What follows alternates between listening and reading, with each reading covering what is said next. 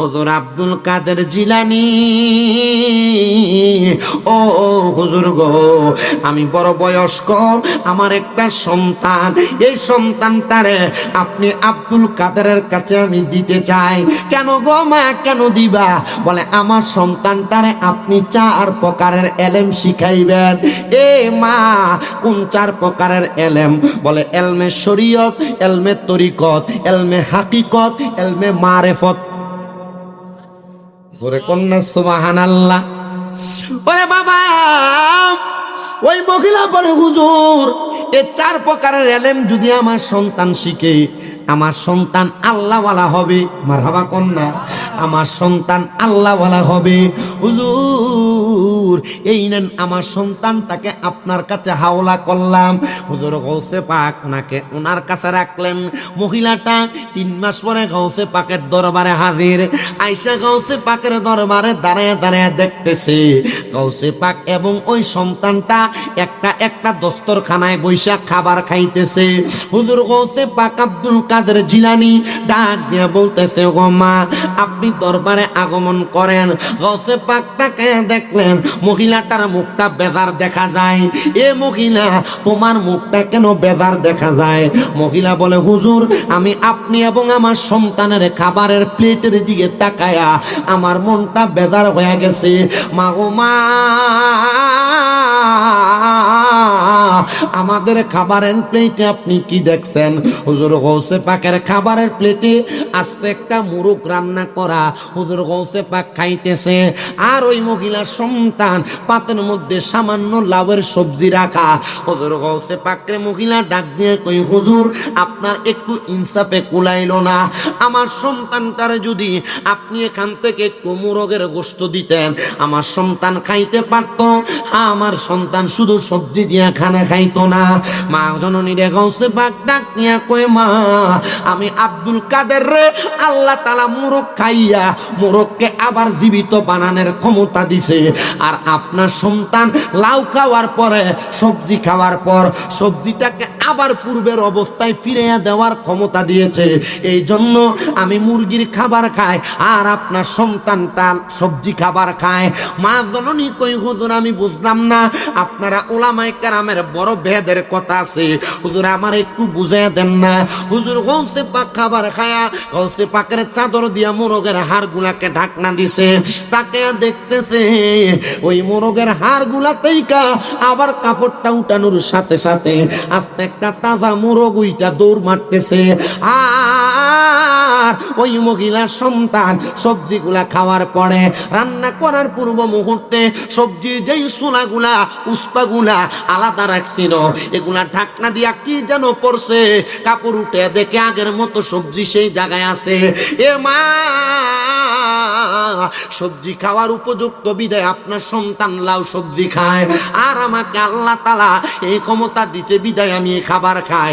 মা গো মা, আমার মনে হয় আপনি আমার প্রতি এখনো পর্যন্ত ইয়াকিন ঠিক রাখতে পারেন নাই, ইমানটারে পরিপূর্ণ করতে পারেন নাই। জান গো মা, যান, আপনার সন্তান আপনি আমার কাছ থেকে নিয়ে যান। মা ডাক দিয়ে কই, বাবা, আমি অন্যায় করেছি, আমি ভুল করেছি, আপনি আমাকে ক্ষমা করে দিবেন।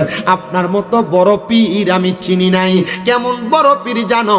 তোমরা যারা এখানে অনেক দরবারের বায়াত আছো, বিভিন্ন জায়গায় বিভিন্ন দরবারের বায়াত আছো, বাবা মনে রাখবা, সব দরবারের বায়াত হও না কেন, তোমার পীরের কাদের উপরে গৌসে পাকের কদম আছে।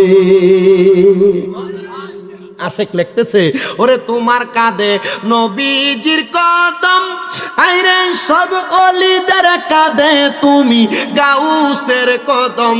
কন্যা তোমার কাঁধে নবীজির কদম, আইরে সব ওলিদের কাঁধে তুমি গাউসের কদম। আইরে দয়ার নজর করো আমায় গো গাউসে সামদানি, দয়ার নজর করো গাউসে সামদানি। বাগদাদে জন্ম কুতুবে রাব্বানি, বলেন বাগদাদে জন্ম কুতুবে অলিদের অলি তিনি গাউসুল আজম জিলানী, অলিদের অলি জিলানি বাগদাদে জন্ম কুতুবে রাব্বানি মুর্দা কলব জিন্দা করো ও গো গাউসে লাসানি মুর্দা কলব ও গো গাউসে সামদানি বাগদাদে জন্ম কুতুবে নি কন্যা বাগদাদে জন্ম কুতুবে অলিদার অলি চিনি গাউসুল আজম জিলানি অলিদার অলি জিলানি বাগদাদে জন্ম কুতুবে নি বলেন না বাগদাদে জন্ম কুতুবে মহিলা ডাক দিয়া কয় হুজুর আব্দুল কাদের জিলানী গো মাত্রই আমার সন্তানকে আপনার দরবারে রাখেন। গাউসে পাক কয় মা সন্তান মাদ্রাসায় কেন পড়াইবা? গাউসে পাকের দরবারে এখনো যেই মাদ্রাসা বিরাজমান মাদ্রাসায় নেজামিয়া মারহাবা জোরে বলেন না, ওই মাদ্রাসার মধ্যে গাউসে পাক ওনার ছাত্রদেরকে পড়াইতেন। আপনাদের দোয়াই কুমিল্লা শহরে আমার এমন কয়েকটা মাদ্রাসা আছে। আপনাদের ভৈরবের সন্তান, কিশোরগঞ্জের সন্তান, নরসিংদীর সন্তান, জামালপুরের সন্তান, ব্রাহ্মণবাড়িয়ার সন্তান, টাঙ্গাইলের সন্তান, চাঁদপুরে হাদিগঞ্জ সহ দেশের বিভিন্ন জায়গা থেকে আমার মাদ্রাসায় যে কোরআনে হাফেজ হইতেছে। ও বাবা গো, বক্তবিন্দু যারা আছে তারা আমার মাদ্রাসায় সন্তান দিয়া একটাই মাত্র আবেদন করছে, হুজুর শামীম রাজা আপনি যেমন ওয়াজ করেন আমার সন্তান তেমন ওয়াজ করবে, আপনি যেমন বয়ান করেন আমার সন্তান তেমন বয়ান করবে। হুজুর গো, আমার সন্তান যেন আমার মরার পরে আমার জানাজাটা পড়াইতে পারে, আপনি সেই দোয়াটা করে দিয়ে যাবেন।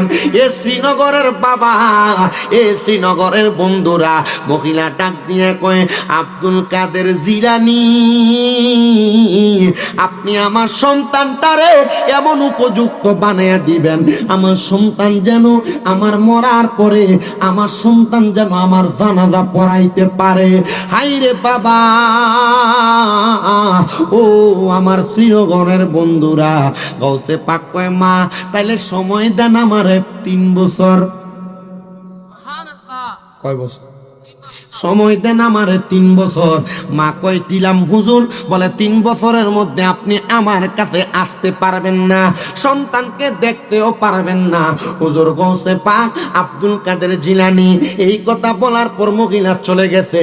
হুজুর গাউসে পাক তারে চিনা বসিনা এমন এলেম দেওয়া শুরু করলেন, সন্তান কামেল হইয়া যাইতেছে। এমন টাইমে যখন 2 বছর 2.5 বছর অতিবাহিত হয়ে যায়, গাউসে পাক আব্দুল কাদের জিলানীর কাছে একটা খবর আসছে, এই আব্দুল কাদের জিলানী শুনছেন নি গো, আপনার দরবারে আপনার যে সারগেদ আছে ওই সারগেদের মা ইন্তেকাল করছে, তার না বড় শখ ছিল সে যেন তার মার জানাজা পড়াইতে পারে। এ আব্দুল কাদের জিলানী আপনি এই সন্তানটারে তার মার জানাজা দিতে পাঠান। গাউসে পাক খবর পাঠায় দেয়, এলাকার মানুষরে বলবা একটা সন্তান আসবে গোড়ার পিঠে চইরা তার মার জানাজা পড়াবে, তার মার জানাজা পরে আসে আবার চলে যাবে, মানুষ যেন তাকে সম্মান করে, মানুষ যেন তাকে ইজ্জত করে। গাউসে পাক আব্দুল কাদের জিলানী তার মার জানাজার নামাজে তারে পাঠাইতে পারে নাই, কারণ তারে 3 মাসের জন্য রিয়াজতে পাঠাইছে। যদি রিয়াজত শেষ না হয় তারে তার মার জানাজাতেও পাঠাবে না। গাউসে পাক নিজে পাঞ্জাবি লাগায়া মাথাটার মধ্যে একটা কাপড় দিয়া ঢাকনা দিয়া গাউসে পাকের ঘোড়ার উপরে উইটা চড়তে চড়তে ওই এলাকায় চলে গেছে। মায়ের জানাজা পড়ার জন্য মানুষ শত শত দাঁড়ায় আছে। গাউসে পাক সে জায়গায় দাঁড়ায়া আল্লাহু আকবার বলে 4 তাকবীর জানাজা শেষ করছে। জানাজা যখন শেষ করছে, জানাজা শেষ করার সাথে সাথে গাউসে পাক দোয়া করে সেখান থেকে আবার চলে গেছে। মানুষ ওনাকে বড় সম্মান করেছে, মানুষ বড় ইজ্জত করেছে। এবার 3 বছর শেষ হয়ে গেছে। গাউসে পাক আব্দুল কাদের জিলানী এবার ডাক দিয়া বলতেছে, বাবা যাও যাও যাও, তোমার আম্মা জানের কাছে আমি 3 বছর সময় নিয়েছি। 3 বছর হওয়ার পরে তুমি আমার কাছ থেকে তোমার আম্মা জানের কাছে যাইয়া, মারহাবা কন্যা মারহাবা, তোমার আম্মা জানের কাছে যাইয়া, আম্মা জানের কাছে যাইয়া তুমি একটু দোয়া কইরা দিয়ে আসো। সন্তান এবার গৌসে পাকের দরবার থেকে যাবে, গৌসে পাক তারে দাঁড় করাই, হে বাবা আমার গোড়াটা তুমি একটু আজকে নিয়ে যাও, আর আমার আফগানটা পাঞ্জাবিটা লাগায়া, মাথার মধ্যে কাপড় লাগায়া তুমি তোমার এলাকাতে ছুটে যাও। এবার গৌসে পাকের পাঞ্জাবি, গৌসে পাকের সুন্দর ঢোমাটা মাথার মধ্যে লাগায়া সুন্দর করে ওই সন্তানটা রওনা করেছে। যখন তার এলাকায় প্রবেশ করে, এলাকার মানুষ আহলান ওয়া সাহলান বলে তার স্বাগতম জানায়। ও এলাকাবাসী, তোমরা কি আমার চিনো? তোমরা যে আমার এত সম্মান করো, আমার কি এত দাম, আমার কি এত সম্মান? বলে হ্যাঁ, তোমার বড় দাম, তোমার বড় সম্মান, কারণ তুমি তোমার মার জানাজা পড়াইছো। বলা কয় জানাজা পড়াইলো কে? জানাজা তো আমি পড়াই নাই। পড়াইছে কি? গৌসে পাক কন্যা পড়াইছে কি? ডাক দিয়া বলতেছে, এলাকাবাসী কি বলো? বলে হ্যাঁ, তুমি না এই পোশাকে এই গোড়ার মধ্যে চইরা তোমার আম্মা জানের জানাজা পড়াইতে আসছো না? আমি আমার মার জানাজা পড়াই নাই। কই রে আমার মারে, কই তোরা দাফন কইরা দিছস? চলস না রে, আমি যাই আমার মার কবরটা একটু জিয়ারত করে আসি। আমার মার কবরের সামনে দাঁড়ায়া দাঁড়ায়া আমি আমার মার জন্য একটু দোয়া করি। আজ এখানে কত সন্তানেরা বইছে রে, 1 বছর 2 বছর হইয়া যায়, মার কবরটার সামনে যাও না। কত সন্তান এখানে বইছ, অনেক সন্তান গোরস্থানে যাবে, মার কবর কোনটা বাপের কবর কোনটা চিনে না। এরা শ্রীনগরের আমার মা, এ মহিলারা তোরারও তো বাপ্পা কবরে চলে গেছে রে মা। কোন কবরে বাপ মা শুয়া রইতে জানো না? ওই সন্তানও ডাক দিয়া কয়, এলাকাবাসী কোন গুরুস্থানে আমার মারে শুয়াইছো, আমারে দেখে দাও। সন্তান যায় মায়ের কবরের সামনে দাঁড়াইছে, মায়ের মাথাটার দিকে যাইয়া পশ্চিম দিকটারে পিছ দিয়া মার মুখ বরাবর তাকায়া দোয়া করে। সবাই আমার সাথে কোন, রব্বির হামহুমা কামা রব্বায়ানি সগীরা। পড়েন না, রব্বির হামহুমা কামা রব্বায়ানি সগীরা। সবাই পড়েন, রব্বির হামহুমা কামা রব্বায়ানি সগীরা। সন্তান এই দোয়া পয়রা পয়রা কান্দে আর কয়, আল্লাহ আমার মারে তুমি মাফ করো, আমার মারে তুমি ক্ষমা করো। সন্তান যখন কান্দে, এলাকার মানুষ কয়, কান্দিস না রে, মার কবরের সামনে এমনে কানলে আযাব দিব আল্লাহ। সন্তান তো গাউসে পাকের দরবারের আলেম। সন্তান ডাক দিয়া কয়, ও জগৎবাসী, কোন সন্তান যদি তার মার জন্য বাবার জন্য হাত বাড়ায়া রব্বির হামহুমা কামা রব্বায়ানি সগীরা বইলা চোখের মনি কোঠার মধ্যে একটা মাছির মাথা পরিমাণ পানি ছাইরা দিয়া কান্দে, ওই পানি মাটিতে পড়ার আগে আমার আল্লাহ তার মা বাবার জীবনের গুনাহ মাফ করে দেয়। আরে আল্লাহর পড়ে নবী আমার, আল্লাহর পড়ে নবী আমার, তারপরে মা জননী, মা যে আমার নয়নের মনি, কন্যা মা যে আমার মনি কন্যা।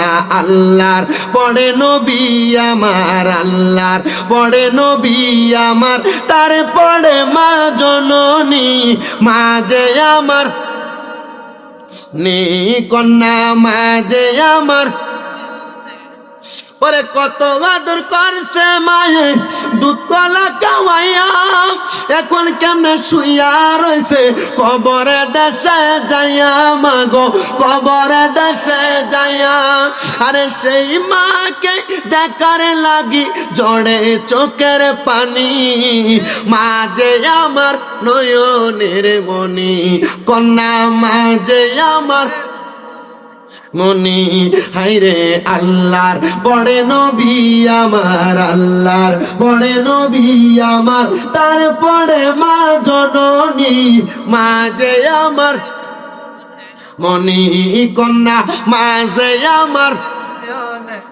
ওরে মায়ে শুইছে বিজা জাগায় রাখছে আমায় শুকুনা জাগায় আরে মায়ে শুইছে বিজা জাগায় রাখছে আমায় শুকুনা জাগায় ওরে সন্তানের লাগিয়া মায়ের কাটায় কত রজনী হাইরে নির্গুমে মা কাটাইলো কত রজনী মাঝে আমার নয়নের মনি কন্যা মাঝে নয়নের মনি হাইরে আল্লাহর বড় নবী আমার আল্লাহর বড় নবী আমার তারপরে মা জননী মাঝে আমার মনি হাইরে মাঝে আমার মনি কন্যা মাঝে আমার বাজানো এবার ওই সন্তানটা তার মার জন্য দোয়া কইরা গোড়ার পিঠে চইরা চইরা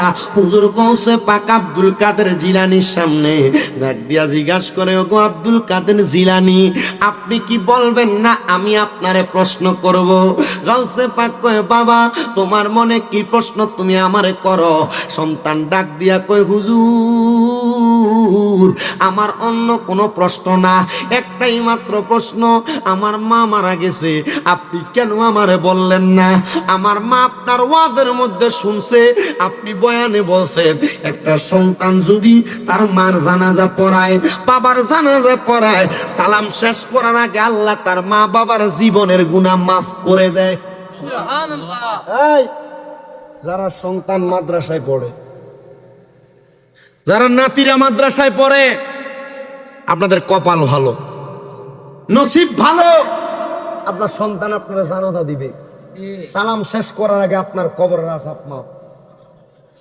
সুবহানাল্লাহ নাই আর এখনকার মানুষ সন্তানদেরকে মাদ্রাসায় পড়াইতে চায় না চিন্তা করে মাদ্রাসা করব দাওয়াত খাইয়া খাইয়া 20 টিয়া 50 টিয়া 100 টিয়া শুধু হাদিয়া লইতো খরাত খুঁজা খাইতো আরে না মিয়া এই সন্তান যদিও মাদ্রাসায় পড়ার কারণে দুনিয়ার ধনী না হয় আল্লাহ তাআলা সন্তানের কারণে আপনার আখিরাতের ধনী বানাবে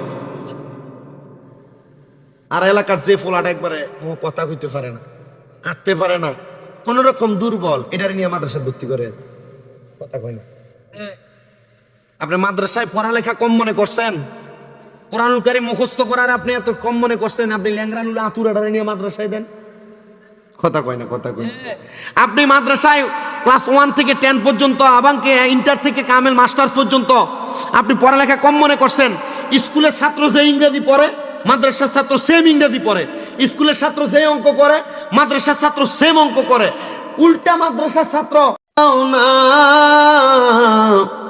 আর দূরে থাকিও না হে রাসূল তোমায় ভালোবাসি অন্তরে শুধু মুখে না জান্নাতের আশায় নয় হে রাসূল জাহান্নাম কেউ ডরি না তোমার ওই নাম শুনিলাম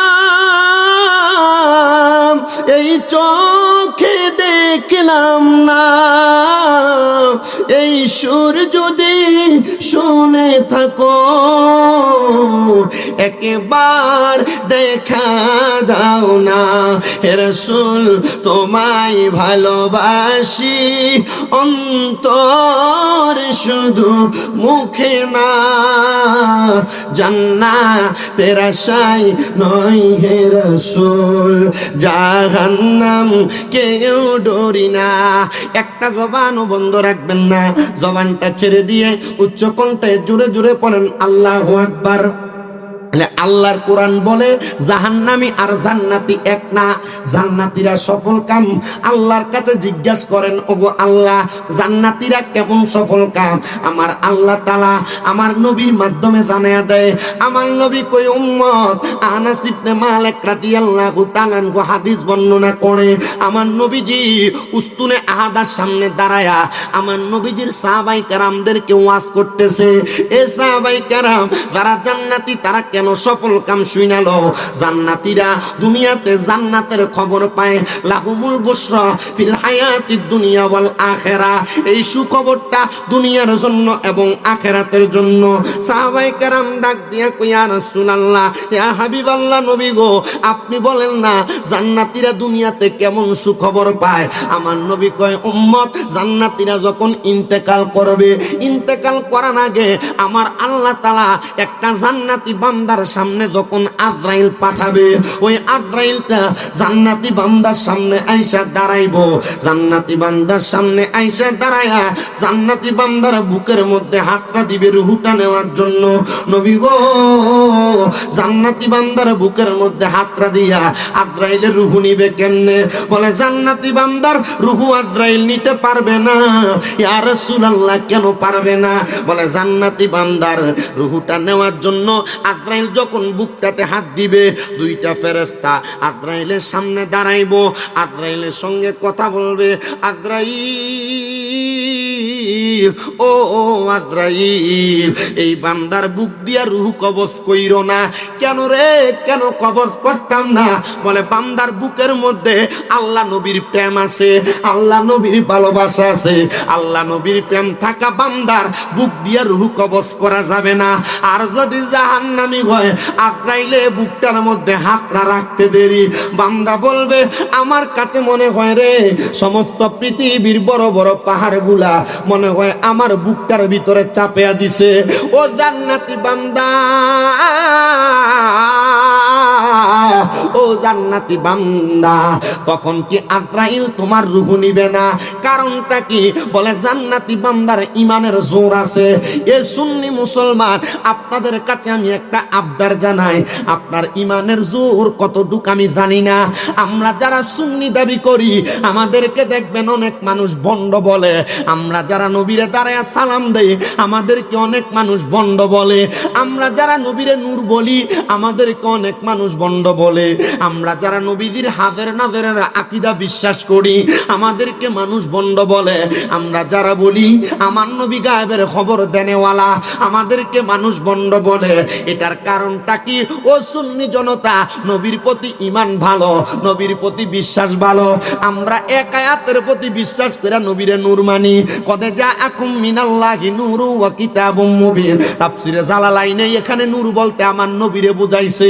আন-নাবিয়্যু আওলা বিল মুমিনিনা মিন আনফুসিহিম আওলা বমানা আকরা নফস বমানা রূহ। ইমানদারের জানের চাইতে আরো কাছে আমার নবী। এই জন্য আমরা আমার নবীকে হাজির জানি, আমার নবী দেখে নাজের জানি। আমরা আমার নবীকে গায়েবের খবর দেনেওয়ালা একটা আয়াত সূরা জিনের শেষ 2 আয়াতের মাধ্যমে জানি। আল্লাহ তাআলা কয়, আমি আমার গায়েবের খবর কাউকে দেই না ইল্লা মান ইরতাদামির রাসূল, আমার রাসূলকে ছাড়া। আল্লাহ আমার নবীকে গায়েবের খবর দেয়, এই জন্য আমরা নবীকে গায়েবের খবর দেনেওয়ালা বলি। ও বন্ধুরে, আমরা সুন্নিরা নবীরে দাঁড়ায়া সালাম দেই আমাদেরকে ভণ্ড বলে। এটার কারণ কি? ও সুন্নিরা তোমরা কেন নবীরে দাঁড়ায়া সালাম দাও? আমরা বলি আল্লাহ কোরআনে বলে ওয়াসাল্লিমু তাসলিমা, সালাম দাও আদবের সাথে, এই জন্য দাঁড়ায়া সালাম দেই। তোমার যত মন চায় তুমি আমাকে ভণ্ড বলো, আমি দাবি করব আমি সুন্নি। তোমার যত মন চায় তুমি আমাকে বেদাতি বলো, আমি দাবি করব আমি সুন্নি। কারণ আমার একটা বিশ্বাস, বিশ্বাস আমার মরণের পরে আমার কবরে যখন আমার রাখবে বিসমিল্লাহি ওয়া আলা মিল্লাতি রাসূলিল্লাহ বইলা, ওই কবরের মধ্যে রাহমাতাল লিল আলামিন নবী আমারে কুল মুবারকে নিবে। বাবা, নবীর কুল মুবারকে থাকতে চাই না, থাকতে চাই না। আর ওই নবীরে সাংবাদিক বইলা তুচ্ছ করেছে যে মৌলভী সাহেব, এ মৌলভী সাহেব এখনো পর্যন্ত আরবি শাব্দিক অর্থ জানে না, কোরআনুল কারীমের আরবি শাব্দিক অর্থ জানে না। যদি জানতো তাহলে নবী শব্দের অর্থ সংবাদ বাহক না বলে সাংবাদিক বলতো না, কারণ সাংবাদিক সত্য এবং মিথ্যা প্রচার করে, আর নবী যে সংবাদ বাহক আল্লাহর পক্ষ থেকে নবুয়ত এবং রিসালাত কোরআনের বাণী প্রচার করে, যাতে কোনো সন্দেহ নাই। আমি বলবো যেই মৌলবী নবীকে সাংবাদিক বলেছে সে যেন তওবা করে, যেই দলের হোক আমাদের কোনো কিছু আসে যায় না। আমাদের কথা হলো রহমতের নবীর ব্যাপারে কেউ যদি বিন্দু পরিমাণ ত্রুটি করে আল্লাহর দরবারে মাফ চাও, নচেত সাধারণ পাবলিকও মাফ করবে না, আল্লাহ মাফ করবে না, খোদাই গজব তোমাদের উপর করবে। কথা বলেন ঠিক কিনা? আল্লাহ তাআলার কাছে এতটুক ফরিয়াদ। আমি কারোর নাম ধরে কথা বলি না, আমি কাউকে টিস্কারি করি না, কারোর ব্যাপারে মস্কারি করি না, তবে আমার নবীর ব্যাপারে কেউ যদি মন্তব্য করে তাকে আমরা ছাড় দিতে রাজি নাই। কথা বলেন না ঠিক না বেঠিক? এরা আমাদেরকে বলে সুন্নিরা নাকি নবীর ইজ্জতের উপর আঘাত আসলে সুন্নিরা ঘরে বসে থাকে। এ ভাই, তোমাদের মৌলভী সাহেব নবীর ইজ্জতের চাদর ধরে টানাটানি করে, তোমরা তার পক্ষে দালালি করো, তার বিপক্ষে কথা বলো না। তার মানে বোঝা যায় ডাল মে কুছ কালা হে, তোমাদের অন্তরে নেফাকিতে ভরপুর, নেফাকিতে ভরপুর, আর সুন্নিদের অন্তরে ঈমানে ভরপুর। রাজি আছি, কারা কারা বিশ্বাস আছে, কার কার হাত উঠে আল্লাহকে দেখায়া দেননি।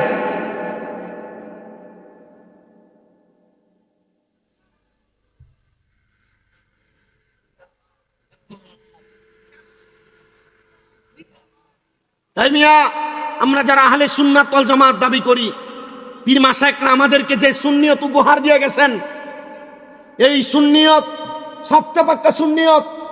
বর্তমানে বাতিল ফেরকারা স্টেজে উঠা বুক ফুলে বুকে থাবত দিয়া দিয়া বলে যে আমরাই সুন্নি, তারা কিসের সুন্নি? না না না, এটা বাতিল ফেরকার কথা। কারণ যারা সুন্নি তারা হাঁটতে হাঁটতে সুন্নি বলে না। এখন তোমরা উপর দিয়া মধুর লেভেল লাগাইয়া মদ খাইবা, আর আমরা তোমরা সুন্নি কমু, তোমরা সুন্নি না, তোমরা সিটা। কথা কি ঠিক আছে? এখন এরাও এদের পোস্টারে নাম দেয় আহলে সুন্নাত ওয়াল জামাত। কথা কয় না কেন? তারা এদের পোস্টারে আহলে সুন্নাত ওয়াল জামাত দেয় না? আমি তো কারোর বিরোধিতা করতেছি না বাবা। এই সুন্নিয়তের বিরোধিতা তো আপনি করতেন, এই আহলে সুন্নাত ওয়াল জামাতের বিরোধিতা আপনি করতেন। এখন কেন আপনি আবার আহলে সুন্নাত ওয়াল জামাত লেখেন? তার মানে বোঝা যায় এটাতে একটা মজা আছে। বাংলাদেশের সাধারণ আম পাবলিককে তাদের পক্ষে নেওয়ার জন্য কথা, তাদের কি কষ্ট হচ্ছে নাকি? এই কথাগুলো খারাপ লাগতেছে? জান্নাতি বান্দা কোন বান্দা আমরা হইতে চাই না? জান্নাতি বান্দা হইতে চাই কিনা? আজরাইল আসবে জান্নাতি বান্দার সামনে, বুকটার সামনে দুইটা ফেরেশতা বলবে, আজরাইল এই বুক দিয়া তো রূহ নেওয়া যাবে না। কারণ কি? বলে এই বুকের ভিতরে আল্লাহ নবীর ভালোবাসা আছে। আচ্ছা, বুকের ভিতরে আল্লাহ নবীর ভালোবাসা থাকলে আজরাইল রূহ নিতে পারবে না। তার মানে বোঝা যায় বুকের ভিতরে আল্লাহ নবীর ভালোবাসা থাকলে একটা দাম। আপনার কথা কই না তো? একটা দাম। আজরাইল কিছুক্ষণ অপেক্ষমান। আজরাইল এবার হাত দিবে বান্দার কপালের ভিতরে, মুখের ভিতরে। এই পর্দার অন্তরালের মহিলারা শোনেন, আজরাইল যখন একটা মানুষের মুখ বরাবর হামলা করবে তার রূহটা নেওয়ার জন্য, এবার বান্দার কপালের মধ্য থেকে দুইটা ফেরেশতা বাধা দিবে, রে আজরাইল বান্দার কপাল দিয়া বান্দার রূহ কবজ কইরো না। কেন রে কেন? এই বান্দার কপাল দিয়া কেন রূহ কবজ করব না? বলে বান্দা 5 ওয়াক্ত নামাজের সেজদা দিয়েছে এই কপাল দিয়া। এই বান্দার কপালের মধ্যে নামাজের নূর নূর নূর, এই জন্য বান্দার কপাল দিয়া রূহ কবজ করবা না। হেরে আমার শ্রীনগরের বাবা, তুমি তোমার বন্ধুর সঙ্গে কথা বলো, তুমি তোমার ভাইয়ের সঙ্গে কথা বলো, তুমি তোমার স্ত্রীর সঙ্গে কথা বলো। মনটা কি চায় না যে আল্লাহ তোমারে বানাইছে, যেই মাওলা তোমারে সৃষ্টি করছে, ওই মাওলার সঙ্গে একটু প্রেমের আলাপ করার জন্য। কেমনে করবা প্রেমের আলাপ? ওই মাওলার সঙ্গে প্রেমের আলাপ করার একটাই মাত্র মাধ্যম, সেটা হলো সালাত। ওই নামাজের মাধ্যমে ওই মাওলার সঙ্গে প্রেমের আলাপ করা সম্ভব। এই সুন্নি মুসলমান, আমার আল্লাহ যে তোমারে কত ভালোবাসে, কত মোহাব্বত করে, এটা তুমি প্রমাণ পাইবা কাল ময়দানে মাশরে। কিন্তু তুমি মুসলমান দাবি করো, তোমার কপালটা সেজদায় লাগাও না। জানো নি রে, সেজদা দেনেওয়ালা একটা বান্দার কত সম্মান, কত মর্যাদা। ওই বান্দার কপালের মধ্য থেকে দুইটা ফেরেশতা তার রূহ কবজ করা বাধা দিয়া দিবে। হাইরে বাবা, হাইরে আমার শ্রীনগরের বন্ধুরা, এবার যখন সেজদা দেওয়ার কারণে বান্দার দুইটা ফেরেশতা আজরাইলকে রূহ নিতে বাধা দিবে, এবার শোনো রে, মনটা লাগায়া আজরাইল আলাইহিস সালাতু ওয়াস সালাম আমার আল্লাহ তাআলার অনুমতি নিবে। ওগো আল্লাহ, কেমনে গো বান্দার রূহটা কবজ করতাম? বলে বান্দার রূহটা কবজ করবা, বান্দার ডান হাতের দিকে আঘাত করো।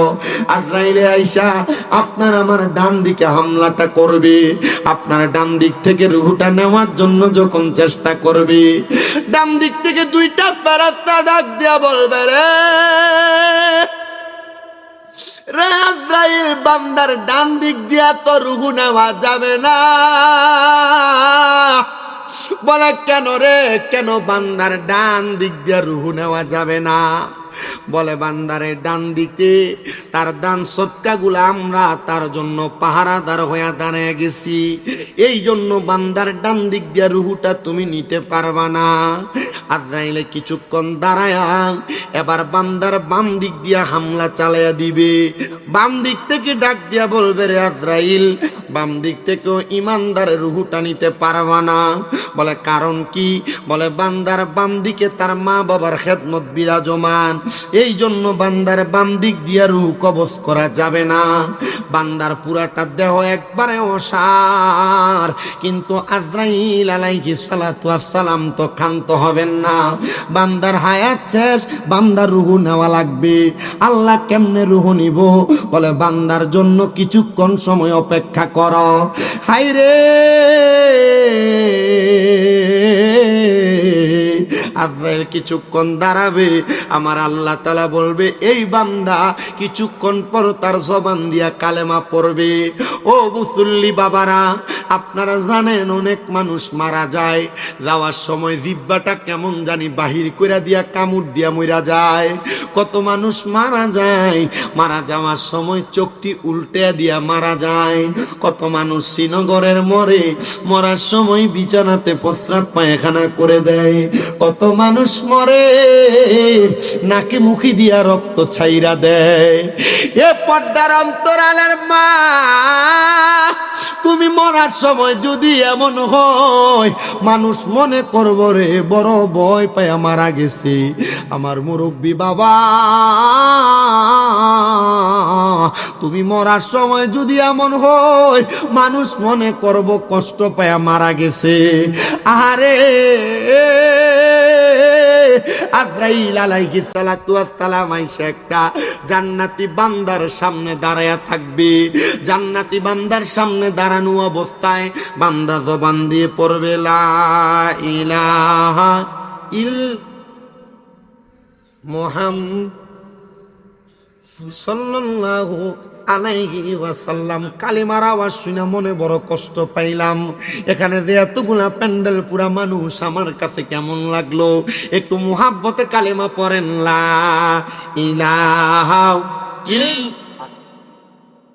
মুহাম্মাদুর সাল্লাল্লাহু আলাইহি ওয়াসাল্লাম। জবান খুলে উচ্চ কণ্ঠে জোরে পড়েন, আল্লাহু আকবার।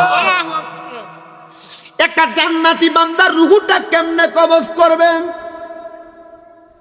জান্নাতি বান্দাটা কালিমাটা পড়বে,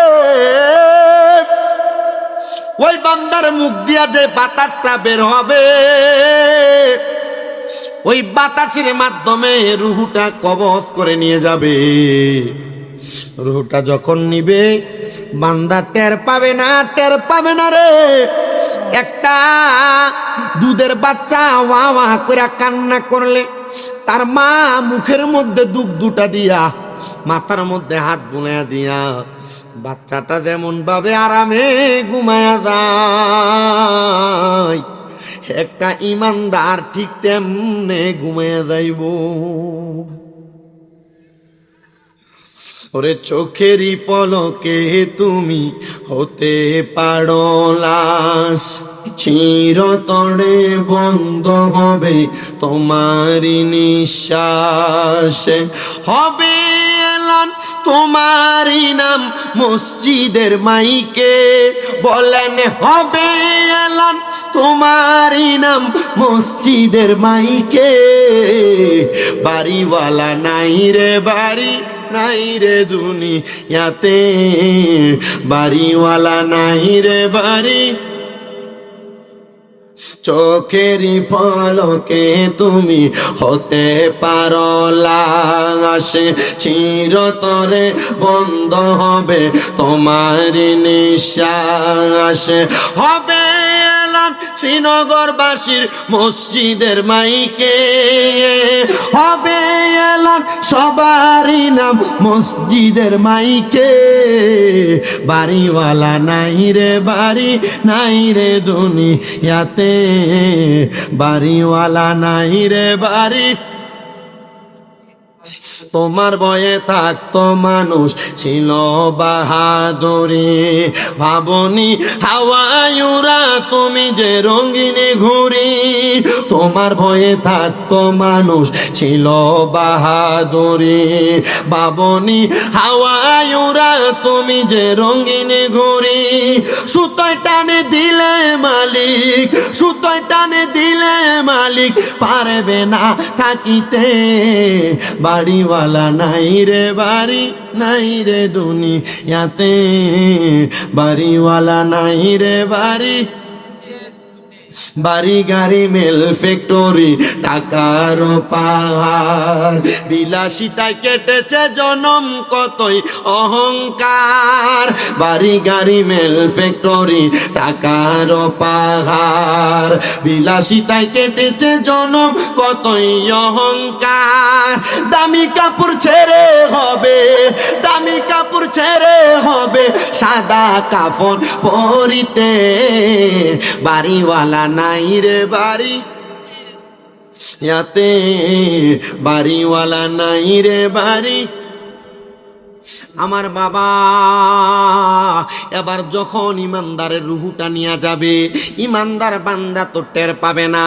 রুহুটা নিয়ে যখন আজরাইল যাবে, তিরমিজি শরীফের হাদিস বলছি, আজরাইল যখন ইমানদারের রুহুটা নিয়ে যাবে, রুহু ডাক দিয়া বলবে রে আজরাইল আমারে তুমি কেন এত আস্তে আস্তে নিয়ে যাও? আজরাইল বলবে রে রুহু তোমারে কেন আমি আরো তাড়াতাড়ি নিয়ে যাব নাকি, কেন তুমি এত তাড়াতাড়ি যাইতে চাও? রুহু ডাক দিয়া বলবে রে আজরাইল তুমি যদি জানতা আমার জন্য আমার আল্লাহ তাআলা জান্নাতে কত বড় নিয়ামত রাইখা দিছে, তুমি আমারে আরো তাড়াতাড়ি জান্নাতে নিতা। রুহু বলবে, ইমানদারের রুহু। আর বেঈমানের রুহু কি বলবে জানেন? আজরাইল এত তাড়াতাড়ি কোথায় নিয়ে যাও? বলে তোমার শেষ ঠিকানায়। আজরাইল তুমি যদি জানতা আল্লাহ তাআলা আমার জন্য কত কঠিন শাস্তি রাখছে, তুমি আমার এত তাড়াতাড়ি নিতা না। এটি কার রুহু কইব জানেন? আপনার এলাকার বেনামাজিটির রুহু। কার রুহু বলবে জানেন? আপনার এলাকার সুদখুরগুলার রুহু। কার রুহু বলবে জানেন? আপনার এলাকার ঘুষখুরগুলার রুহু। কার রুহু বলবে জানেন? আপনার এলাকার ভাই ভাতিজার জমি যারা দখল করে খাইছে এদের রুহু।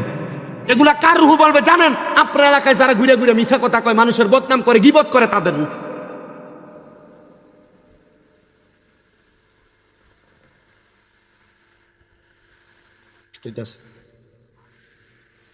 আমার কাছে খুব ভালো লাগতেছে।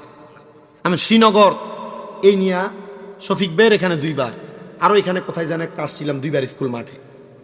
আমি যে আসছি ততবার পর্যন্ত আমি শ্রীনগরের মানুষের ভালোবাসা মোহাব্বত আমি আবেগ আফুল্লত হয়েছি। শুধু দূরের কারণে আসতে পারি না, অনেক জায়গা থেকে দাওয়াত দেয়, আসতে পারি না, শুধু দূর একটা কারণ।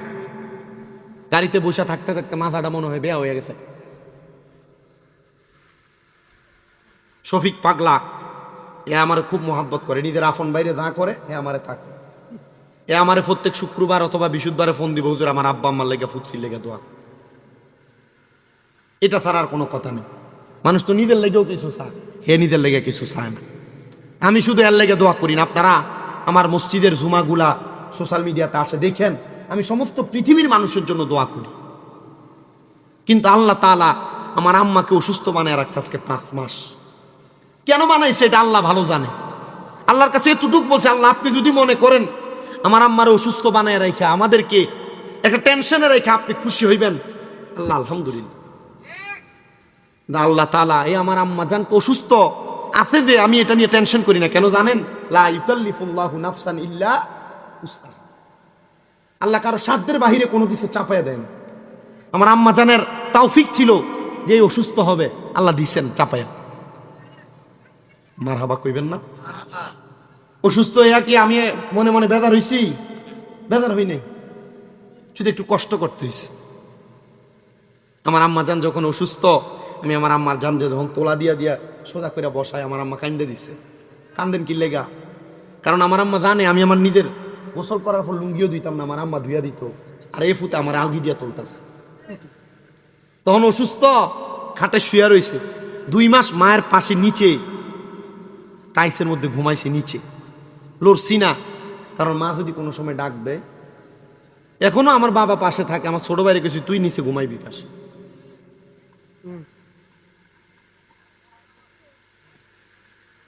পশ্রাবওয়ালা পায়খানাওয়ালা জামা কাপড় গুলা ধুইছি। কেন ধুইছি জানেন? কারণ আমি জানি এটারে কিছু করলে, ওনাদেরকে কিছু করলে আল্লাহ আমাকে কিছু দিন। কথা কি ঠিক আছে? আপনাদের অনেকে যে মারে বাদ দেয় না, অনেকে যে বাপরে বাদ দেয় না, অনেকে যে 2 ভাই 3 ভাই হওয়ার পর মা বাপরে জুদা করে দেয়। জুদা করবে কেন? মা বাপের যখন যে ঘরে মন চাইবে সেই ঘরে নিজ হাতে খাবার নিয়ে খাবে, তাহলে না মিয়া তুমি সন্তান।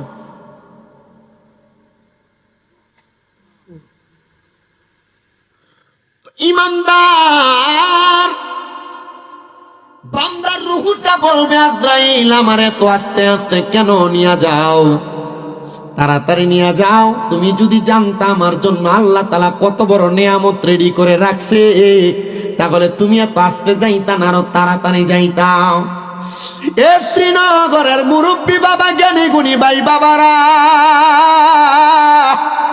এবার যখন ইমানদারের রূহটা নিয়ে আজরাইল প্রথম আসমানে যাবে, আল্লাহ তাআলার অসংখ্য ফেরেশতারা ইমানদার বান্দার রূহটাকে বলবে, আহলান ওয়া সাহলান, মারহাবান মারহাবান দুয়ুফুর রহমান। জোরে জোরে কোন সুবহানাল্লাহ।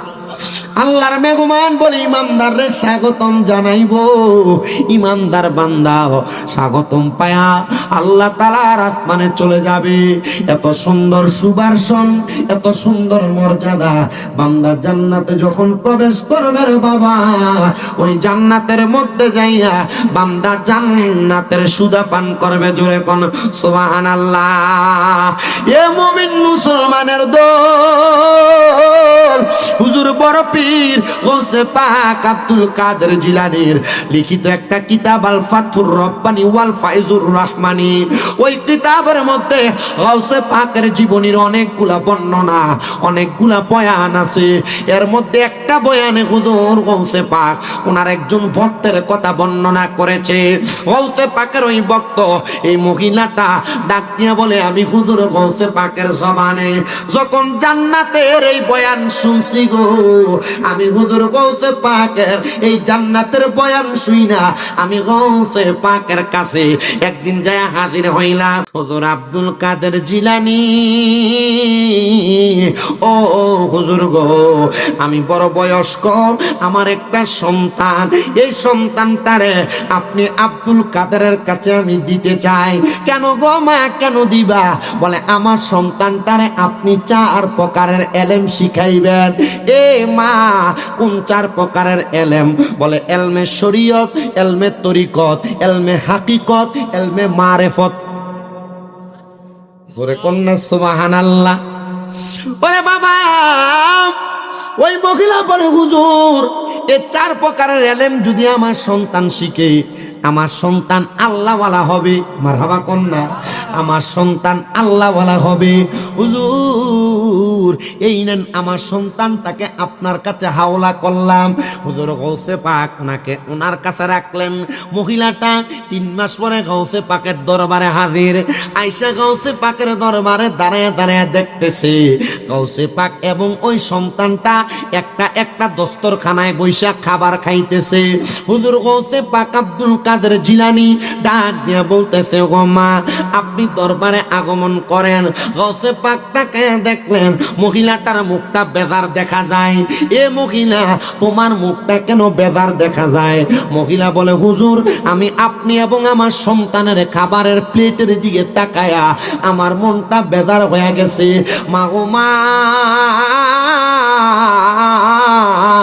আমাদের খাবারের প্লেটে আপনি কি দেখছেন? হুজুর গৌসে পাকের খাবারের প্লেটে আস্তে একটা মুরগ রান্না করা। হুজুর গৌসে পাক খাইতেছে, আর ওই মহিলার সন্তান পাতের মধ্যে সামান্য লাউয়ের সবজি রাখা। হুজুর গৌসে পাকের মহিলা ডাক দিয়ে কই, হুজুর আপনার একটু ইনসাফে কুলাইলো না? আমার সন্তানটার যদি আপনি এখান থেকে একটু মুরগের গোশত দিতেন আমার সন্তান খাইতে পারতো। আমার সন্তান শুধু সবজি দিয়া খানা খাইতো না। মা জননী রে গৌসে পাক ডাক নিয়া কই, মা আমি আব্দুল কাদের রে আল্লাহ তাআলা মুরগ খাইয়া মুরগকে আবার জীবিত বানানোর ক্ষমতা দিছে। আর আপনার সন্তান লাউ খাওয়ার পরে সবজি খাওয়ার পর সবজিটাকে আবার পূর্বের অবস্থায় ফিরিয়ে দেওয়ার ক্ষমতা দিয়েছে। এই জন্য আমি মুরগির খাবার খাই আর আপনার সন্তানটা সবজি খাবার খায়। মা জননী কই, হুজুর আমি বুঝলাম না, আপনারা উলামায়ে কেরামের বড় ভেদের কথা আছে, হুজুর আমার একটু বুঝাইয়া দেন না। হুজুর গৌসে পাক খাবার খায়া গৌসে পাকের চাদর দিয়া মোরগের হাড়গুলাকে ঢাকনা দিছে। তাকে দেখতেছে ওই মোরগের হাড়গুলা তেইকা আবার কাপড়টা উঠানোর সাথে সাথে আস্তে একটা তাজা মোরগ উইটা দৌড় মারতেছে। আর ওই মহিলার সন্তান সবজিগুলা খাওয়ার পরে রান্না করার পূর্ব মুহূর্তে সবজি যেই চুলাগুলা উস্পাগুলা আলাদা রাখছিল এগুলা ঢাকনা দিয়া কি যেন পড়ছে, কাপড় উঠে দেখে আগের মতো সবজি সেই জায়গায় আছে। এ মা, সবজি খাওয়ার উপযুক্ত বিধায় আপনার সন্তান লাউ সবজি খায়, আর আমাকে আল্লাহ তাআলা এই ক্ষমতা দিতে বিধায় আমি এই খাবার খাই। মা গো মা, আমার মনে হয় আপনি আমার প্রতি এখনো পর্যন্ত ইয়াকিন ঠিক রাখতে পারেন নাই, ইমানটারে পরিপূর্ণ করতে পারেন নাই। জান গো মা যান, আপনার সন্তান আপনি আমার কাছ থেকে নিয়ে যান। মা ডাক দিয়ে কই, বাবা আমি অন্যায় করেছি, আমি ভুল করেছি, আপনি আমাকে ক্ষমা করে দিবেন। আপনার মতো বড় পীর আমি চিনি নাই। কেমন বড় পীর জানো তোমরা যারা এখানে অনেক দরবারের বায়াত আছো, বিভিন্ন জায়গায় বিভিন্ন দরবারের বায়াত আছো, বাবা মনে রাখবা সব দরবারের বায়াত হও না কেন, তোমার পীরের কাদের উপরে গৌসে পাকের কদম আছে। আশেক লিখতেছে, ওরে তোমার কাঁধে নবীজির কদম, আইরে সব ওলিদের কাঁধে তুমি গাউসের কদম। কন্যা তোমার কাঁধে নবীজির কদম, আইরে সব ওলিদের কাঁধে তুমি গাউসের কদম। আইরে দয়ার নজর করো আমায় গো গাউসে সামদানি, দয়ার নজর করো গাউসে সামদানি। বাগদাদে জন্ম কুতুবে রাব্বানি, বলেন বাগদাদে জন্ম কুতুবে ওলিদের ওলি তিনি গাউসুল আজম জিলানি, ওলিদের ওলি জিলানি, বাগদাদে জন্ম কুতুবে রাব্বানি।